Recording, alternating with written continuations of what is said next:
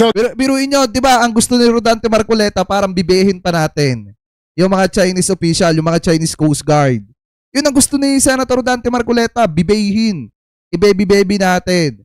Eh ngayon, madaling kausap si Senator Erwin Tulfo. Kung hindi nyo gusto kung paano gumagana yung demokrasya dito sa Pilipinas, umalis kayo dito. Ganun lang kasimple, mga kababayan. do not export censorship to a nation that fought, bled, and died to be free.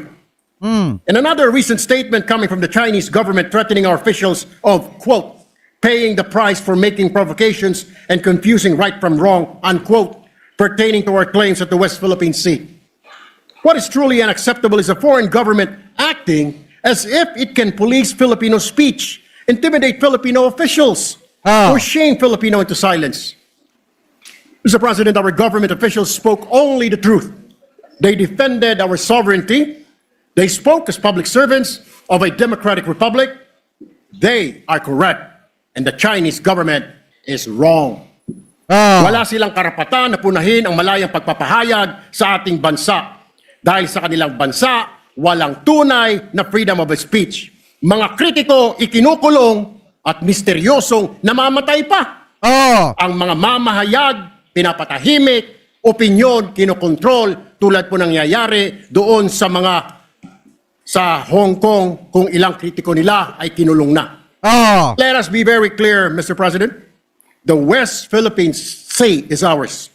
Our officials have the right and the duty to speak about aggression against our nation. And Filipinos, Mr. President, will not whisper in their own house just to avoid offending a foreign power, particularly China. No, no, no, Mr. President.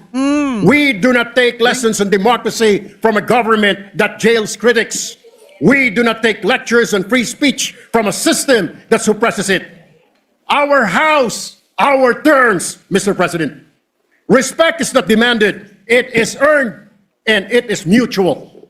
If you want respect from Filipinos, then respect our Constitution. Respect our officials, respect our freedom of speech, and respect the simple truth that this is not your country.